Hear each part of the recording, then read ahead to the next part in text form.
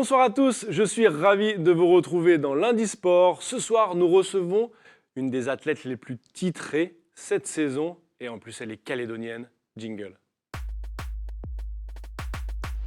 Double championne de France, espoir des moins de 23 ans il y a une semaine, Leslie Filitoulaga termine la saison 2023-2024 avec 8 titres de championne de France.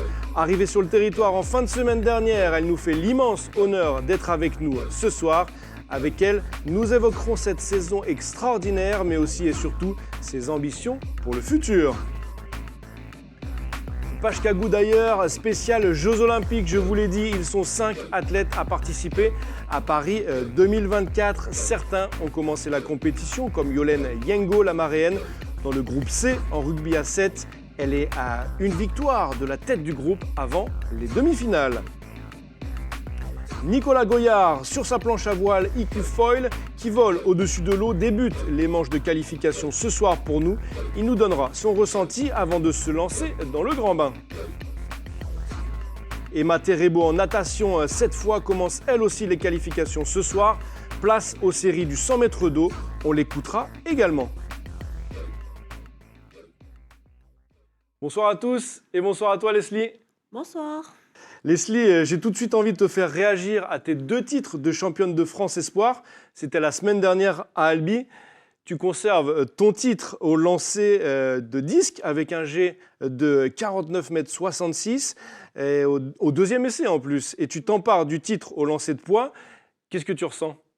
Franchement, je ressens une grande joie et surtout une grande fierté parce que j'ai réussi à conserver mes 2 titres que j'avais déjà acquis cet hiver. Et ouais, super contente au niveau des titres. Après, sur les performances, je visais un peu plus, notamment au disque, j'espérais minimum 50, voire un peu plus pour viser mon record. Et au lancer de poids, quand même une petite déception. J'ai pas fait la performance que j'espérais. Mais bon, je sais que ce sera à retravailler pour la prochaine fois et ça va, c'est pas perdu. Ok, alors justement, j'allais y venir. Tu m'as devancé, tu as écrasé la concurrence de plus de 6 mètres au disque et de plus de 20 cm au poids. Mais en même temps, comme tu viens de le dire, tu espérais faire plus. Tes records perso, c'est 15 mètres 56 au poids et au disque 52 mètres 01. Du coup, tu es déçu, du coup, tu viens de nous le dire, de ne pas t'être rapproché de tes records ? Exactement, parce que c'était en fait l'enjeu pour moi lors de ces championnats. Je savais que je n'avais pas vraiment de la grosse concurrence par rapport aux 10 parce que j'avais une concurrente qui est du coup Marie-Josée qui est dans le même club que moi. Elle a écourté sa saison parce qu'elle était blessée. Donc je savais que à part elle, normalement ça devait se faire. Ouais. Et au poids, vu que j'avais fait 15 mètres la semaine, il y a 2 semaines de cela, du coup je m'étais dit que si je reste dans la base des 15, voire des 14, je gagnais large également. Parce que j'avais pas de concurrente vraiment après. Vraiment direct, quoi. Ok, alors du coup, tu as pratiqué le lancer, enfin, tu te consacres en ce moment au disque et au poids, mais tu as quand même pratiqué le marteau et le javelot. En fait, tout ce que tu touches, tu le lances, en fait. Exactement. Ben, quand j'ai commencé l'athlétisme, du coup, ouais, c'était déjà mon père qui m'avait conseillé de commencer l'athlétisme. Il m'avait dit qu'il me voit avec mes qualités physiques et tout, il me voyait vraiment dans ce sport. Du coup, je l'ai écouté, j'ai commencé avec les lancers, parce que moi, les courses et les sauts, ça m'intéressait pas forcément.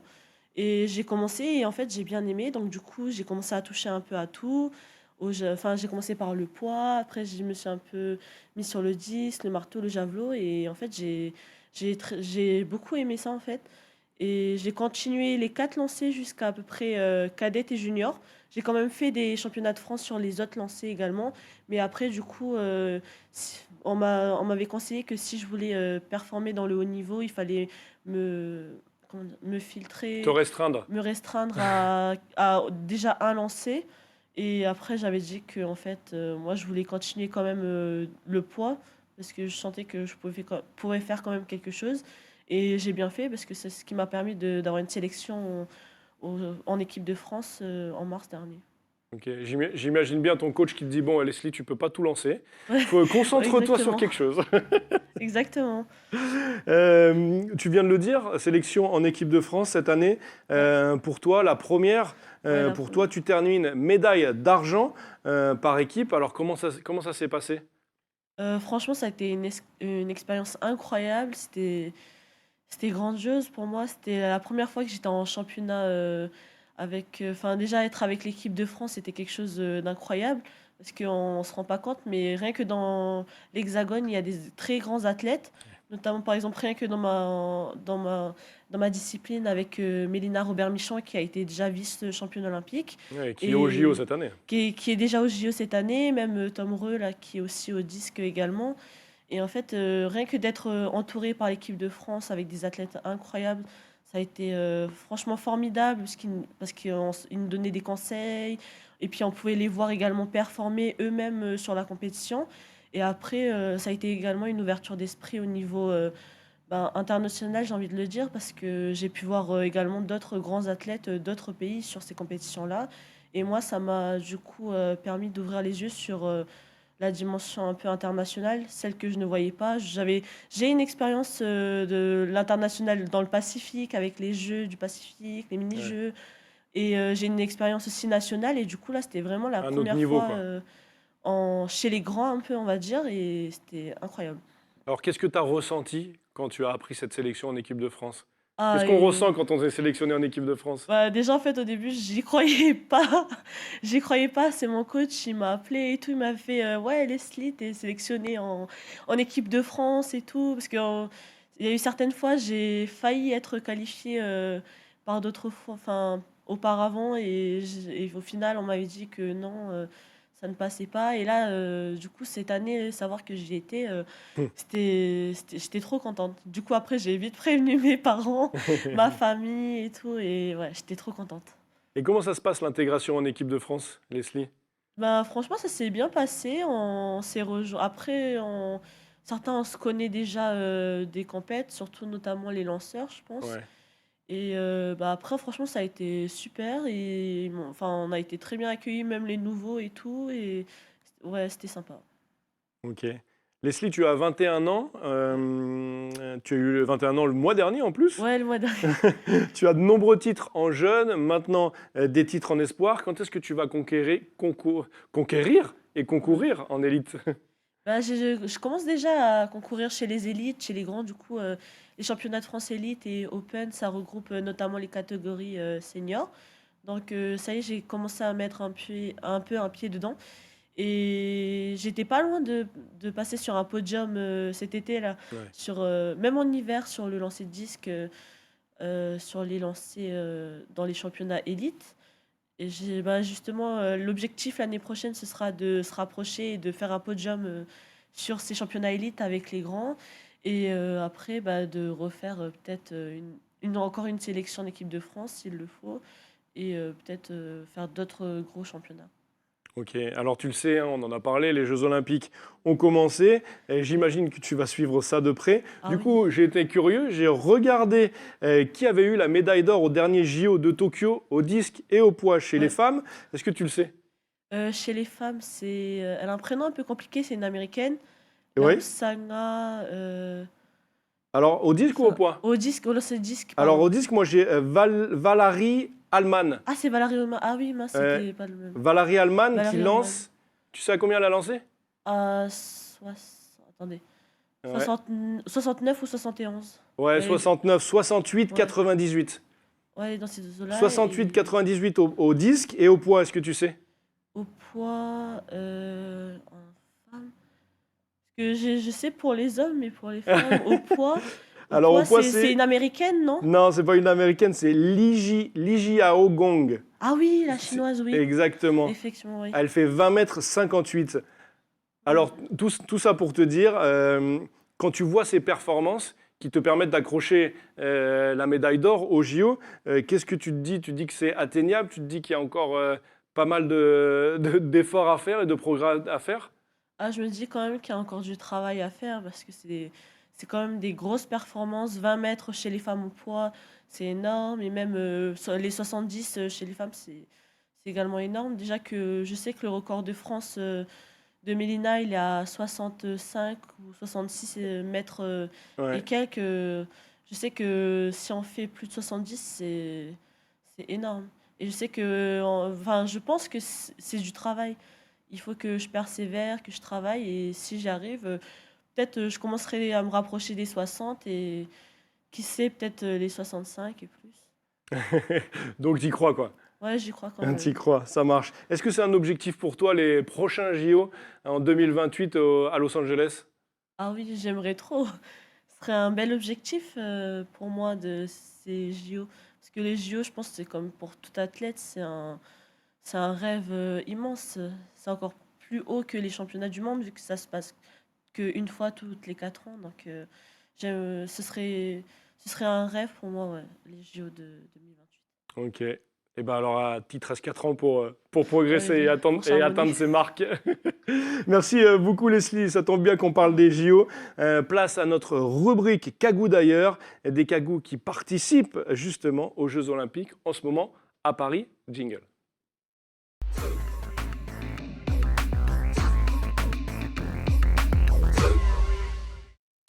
Des Kagous au JO et on commence avec Yolène Yengo en rugby à 7. Après la victoire de l'équipe de France masculine, la marraine, avec les filles, a déjà joué 2 matchs de poule. C'était cette nuit pour nous. 2 matchs, 2 victoires, 26-0 contre le Brésil et 49-0 contre le Japon. L'équipe de France en tête de la poule C est d'ores et déjà qualifiée pour les quarts de finale. Ce sera mardi soir, mais avant cela, il lui reste un match contre les États-Unis cette nuit à minuit et demi pour conserver la tête du groupe. On voit Yolène entre 2 tours, les frères Karabatic du handball. Elle profite voilà, de rencontrer des autres stars et des autres sportifs français. En voile, maintenant, le Kagou. Nicolas Goyard débute ce soir. Pour nous, les qualifications de planche à voile IQ Foil. Il y a 4 ans, rappelez-vous, c'est son frère Thomas Goyard qui avait réussi à accrocher une médaille d'argent. On lui souhaite la même breloque, voire d'une autre couleur plus haute. On l'écoute tout de suite. J'ai fait un boulot avec ma team qui était, je pense, qui est vraiment monstrueux. Je suis vraiment très très content de là où on en est. Je me sens vraiment prêt, je me sens en forme. Là, j'ai besoin de cette petite phase de repos pour repartir encore plus belle. Mais du coup, là, je suis chaud pour les jeux, quoi. Je suis un peu dans la bulle. Et après, chaque athlète vit les jeux de façon différente. On a tous des approches différentes, des sensations différentes. Et je vois Thomas et je sais qu'on a eu des approches différentes par rapport au jeu, complémentaires. Mais du coup, j'ai aussi besoin de faire mon expérience. Il faut vivre l'expérience, s'écouter. Et il n'y a pas vraiment de conseils à donner, c'est juste savoir s'écouter. Thomas, une ou deux fois, m'a dit bien un garde-fou parce qu'il voyait en faire beaucoup. Il dit à me dire fais un peu attention à la fatigue, à ton niveau d'intensité. Mais à part ça, il me laisse faire et c'est très bien comme ça. En natation, maintenant, elle a crevé l'écran au dernier championnat de France et s'est qualifiée pour les JO sur le 100 mètres et le 200 mètres d'eau. On écoute Emma Terebo, la Kagou. J'ai fait mon meilleur temps sur le 100 mètres avec un record de France et puis pas loin de mon meilleur temps sur le 200 mètres d'eau aussi. Donc voilà, c'est des bons temps. J'espère nager encore plus vite au JO, aller en finale et puis après on verra bien. Ah bah c'est l'accomplissement de toute une carrière, hein. Je pense que pas que pour moi, je pense que c'est pour tous les athlètes de n'importe quel sport. Les JO, c'est le Graal, c'est vraiment une compétition déjà de fête et de célébration du sport, mais aussi de regroupement de tous les pays, de toutes les nations. Donc c'est vraiment extraordinaire. Allez, retour avec Leslie qui est, on croise les doigts, dans 4 ans, ce sera Ouais. pour toi les JO à Los Angeles. Exactement, Leslie, lanceuse de poids et de disques. Alors Leslie, tu as commencé, on en a parlé un petit peu, au club de la SEB, Oui. Athlétique Club Espoir de Boulary, fondé par tes parents. Qu'est-ce qui t'a plu dans l'athlétisme? Ce qui m'a plu dans l'athlétisme, c'est surtout le fait que je réussissais facilement, en fait. Ok. Je pense au début, parce que, enfin, j'avais des facilités, je trouvais, Et en fait, j'ai bien aimé parce que c'est à la fois, ça allie plusieurs qualités, genre physiques, telles que la technique, la vitesse et de la force, surtout niveau force, et c'est ce qui me plaisait. Et j'aimais bien le fait que ce soit aussi un sport individuel. Donc voilà. Ok, la SEB qui fait un gros travail de Ouais, formation avec tes parents et exactement. qui ont... Toi, tu étais au championnat de France, mais tu avais deux frères à côté de toi, Oui, hein. j'avais mes deux petits frères avec moi Mm. aussi. Du coup, De j'étais lanceurs trop contente. également, hein. Deux lanceurs également. J'étais trop contente parce que du coup, c'était la première fois qu'on était tous les trois enfin, sur un même championnat de France. Et il faut souligner aussi qu'il y avait mon père qui est du coup l'entraîneur, enfin l'entraîneur de mon petit frère, mais qui était également l'entraîneur de mon autre frère et moi. Et franchement, c'est une fierté et comment, enfin, je sais pas comment l'expliquer parce que concourir et avoir tes membres de ta famille avec toi sur le terrain et dans les gradins, c'est trop bien. Ok, tu es suivi également ici sur le territoire par le CTE, le Centre territorial d'entraînement. Depuis 2020, il me semble, dirigé par Éric Reuillard. Oui. Qu'est-ce que ça t'apporte, cette structure, ce soutien derrière toi? Bah, cette structure, elle m'apporte un soutien déjà moral, je trouve. Parce que au-delà de ça, je trouve qu'ils sont très à l'affût de savoir si on a des besoins ou non. Et après, financier aussi, d'une certaine façon. Ok. Après, enfin, je peux pas dire vraiment mon ressenti à moi car cette structure, elle est nouvelle, elle est récente et je pense que j'ai pas, j'ai pas été assez longtemps dans cette structure pour pouvoir parler vraiment. Hmm. Car vu que j'ai effectué ma transition juste après en France, je me sens pas vraiment très légitime à parler de cela. Mais en tout cas, le travail qui a été fait avec le CTE, il est super et merci à eux, quoi. Ouais, justement, le CTE hein, qui est là depuis, enfin qui a été repris en 2020 par Éric Royard. Tu en as parlé, tu as fait ta transition en métropole à ce moment-là. Pourquoi tu as choisi voilà, de t'expatrier en métropole? Le choix de partir en métropole, il a surtout été fait par rapport aux études, parce qu'en fait, moi, je voulais suivre une licence STAPS Ouais. qui ne se faisait pas du coup sur le territoire. Et j'aurais préféré quand même rester sur le territoire parce que on a une belle île quand même et elle est géniale, mais c'est sûr que c'était par rapport à ça. Et après, surtout peut-être aussi sportivement, car les billets d'avion, ils sont assez chers. Ouais. Et aller au moins 2 fois par an en France, c'était assez compliqué. Parce que même si les clubs, la ligue et le CTE, ils nous aidaient quand même, je trouve que ça faisait beaucoup de frais peut-être pour eux. Et du coup, c'était plus facile pour moi en étant sur place Ouais. d'y participer, je trouve. Ouais, et pour performer également. Alors, Mm. tu t'installes donc au Creps de Boulouris, juste à côté de Fréjus Saint-Raphaël, pour les études et le sport, on vient d'en parler. Alors, comment s'est passée ton installation? La première année, du coup, j'ai été au Crêpes de Boulouris, Ouais, qui a été une structure qui m'a beaucoup encadrée et qui justement m'a permis d'avoir une intégration plus ou moins facile en France, car j'ai eu une première année assez dure, je pense, comme tout Calédonien qui part, qui est du fait déraciné, de quoi. l'éloignement familial Ouais. et puis perte de tout repère en France. Donc du coup, ça a été assez bien pour moi et surtout que le fait que j'avais de la famille pas loin du Crève, ça m'a beaucoup aidé aussi. Et après, du coup, j'ai poursuivi à Nice car bah, ce que je souhaitais faire également, il fallait vraiment que j'aille à l'université de Nice pour la faire. Et oui, après, je suis restée sur Nice et ça m'a bien plu et du coup, maintenant, je reste. Ok. Et c'est là-bas que tu rencontres ton nouvel entraîneur, Johan Rago. C'est ça. Euh, Comment se fait la rencontre et qu'est-ce qui t'apporte? On s'était déjà rencontrés, je crois, sur d'autres championnats, mais il était coach d'une autre athlète Ouais. du coup. Et la première vraie rencontre, je crois, on s'est rencontrés au stade de Nice. On était avec mon père et mon autre frère pour justement parler de la transition d'un club, du coup, la CEP, qui a été tenue par mes parents, à un club de France. Et du coup, c'est là-bas qu'on s'est un peu rencontrés. Il nous avait expliqué comment ça allait se passer pour moi au niveau des études, un peu, et au niveau de ce qu'on allait faire à l'entraînement. Et franchement, ça s'est bien passé, on s'entend bien, et ouais, c'est un bon coach. Et qu'est-ce qui t'apporte du coup? Ce qui m'apporte, ben, je trouve ça va, il m'apporte techniquement, je trouve que il m'apporte beaucoup de choses, et même humainement, il est très à l'écoute, il me suit bien. Et après, ouais, et puis même, il fait toujours attention à ce que, comment dire ça, à ce que je sois, enfin, les gros compètes, ou par exemple pour les sélections, il veille à ce que je sois dedans. Il surveille, enfin, vu qu'il connaît mon niveau, enfin, il peut appuyer le fait que pour peut-être me présenter dans ces Ah sélections-là. oui. Et ouais, enfin, il m'a apporté beaucoup de choses sur le plan de l'entraînement, sur le Tu, plan technique. tu as senti passer un cap à ses côtés? Oui, quand même, parce que grâce à lui, j'ai quand même passé la barre des 50 mètres au disque, Ouais. qui était une barre que je butais quand même assez. Et au niveau du poids, c'est la barre des 15 mètres que je viens de passer il y a 2 semaines aux élites. Ok. C'est vraiment des barrières psychologiques, ça, pour les athlètes Oui, de lancer ou même pour les athlètes en général, hein. ouais. On sait, les coureurs, que ce soit 100, 200 mètres, il y a des barrières comme ça psychologiques. C'est difficile de les passer. Et une fois que c'est passé, ça va mieux? J'avoue que au début, pour pouvoir passer ces barrières-là, c'est assez compliqué. Parce que soit il manque quelque chose de technique, soit il manque quelque chose de physique ou même mental.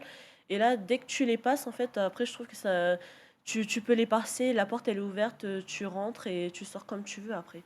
Quand tu passes, par exemple, moi j'ai passé la barre des 50, je Ouais. commence à être régulière justement à cette barre-là, je fais des 51 et j'espère faire plus après. Du coup, j'ai une autre barrière qui m'attend, celle des 55, Ouais. mais ouais, quand tu passes une première barrière que tu t'étais fixée, après ça passe tout seul, quoi. Ça passe tout seul, mais il y en a d'autres qui t'attendent, Il y comme en a tu, d'autres qui m'attendent, ouais. comme tu viens de le dire. Alors, c'est les vacances pour toi, Leslie, c'est pour ça que tu rentres au pays. Mais ton entraîneur a quand même voulu te passer un message, on l'écoute. Salut Leslie, j'espère que tu vas bien, j'espère que vous êtes bien rentré avec la famille. Et j'avais une petite question, c'était de savoir si la saison prochaine, tu allais pouvoir tous les samedis mettre le réveil pour venir à l'entraînement à 10h du matin, pour pouvoir être encore plus performante. Allez, à très vite et on se voit à la rentrée et profitez bien de ces quelques semaines de vacances. Ciao, ciao! Alors, ta réponse, Leslie, est-ce que l'entraînement en plus, l'année prochaine, les samedis matins, ça va être compliqué le Mais réveil, oui, c'est bien ça? sûr, mais ah non, mais en vrai, il abuse. Mais pas tout le temps, pas tout le temps. Mais oui, il sera mis le réveil, t'inquiète pas. C'est quoi là? T'as des difficultés à mettre le réveil le samedi matin? Non, pas du tout, c'est juste que bah, des fois, le week-end, t'as envie de te poser un peu, quoi. C'est Et sûr. j'avoue que l'entraînement le samedi matin, bon. Mais après, en vrai, c'est faux, j'y allais quand même, hein. Ça se taquine, ça se taquine. Alors justement, en parlant d'entraînement, quel est ton rythme d'entraînement pour arriver à ce niveau-là de performance? Du coup, mon rythme d'entraînement, c'était un peu quand il y avait école encore. Parce que du coup, quand j'avais école, j'essayais de minimum 4 séances par semaine. Et ouais, 4 séances par semaine d'entraînement. Et après, j'avais des semaines où c'était un peu plus léger, ou lorsque j'étais en vacances, ça remontait à 5 à 6 séances par semaine, du coup. D'accord, ok, c'est énorme. Avec le samedi compris ou pas? Oui, du coup, avec le samedi compris. Ça Oui. marche. Merci beaucoup Leslie d'avoir été avec nous. Est-ce que tu as un dernier message à passer aux jeunes, voilà, qui s'entraînent au pays malgré la situation dans laquelle est le pays, mais qui lâchent rien? Bah, du coup, ce que j'ai à dire, c'est déjà force et courage à eux. Également, félicitations à certains, parce qu'on ne l'a pas dit, mais certains d'entre eux, d'autres Calédoniens qui étaient sur le Caillou, ils ont réussi à participer au championnat de France malgré un contexte difficile. Exact. Donc du coup, félicitations à eux pour toutes les performances. Félicitations aussi à mes petits frères, parce que du coup, ils sont quand même aussi. Et surtout, je voulais remercier bah, déjà ma famille, bah, mes parents surtout, qui font tout pour nous, et également les autres familles qui m'observent en France, etc. Et en Nouvelle-Calédonie. Et après, bah, comme d'habitude, les amis et tout l'entourage et les personnes qui soutiennent. Ça marche. En tout cas, lâchez rien si vous vous entraînez. Il y avait énormément, hein, comme tu l'as dit, Leslie, de cagou à ces championnats de France à Albi. Ouais. Médaille d'or pour Loanville, médaille d'or pour Vadim Vadim. sur le 100 mètres. Enfin, des performances extraordinaires. Merci beaucoup à toi, Leslie, d'avoir été avec nous quelques jours, même pas. Tu es arrivé quand sur le territoire? Je suis arrivée... Vendredi? Vendredi, oui. Ouais, Vendredi vendredi. matin. Quelques jours, tu dois avoir un petit peu de décalage. Merci beaucoup à toi en tout cas. De rien. Allez, Tata, et bon Merci courage à pour la vous, suite. Tata. On te suivra, t'en fais pas. Ouais. Allez, merci beaucoup. Et puis, nous, on se dit rendez-vous la semaine prochaine, comme d'habitude à 18h30. Et si vous voulez revoir l'émission en entier, elle est sur le site internet de la chaîne www.caledonia.nc. Tata la bande.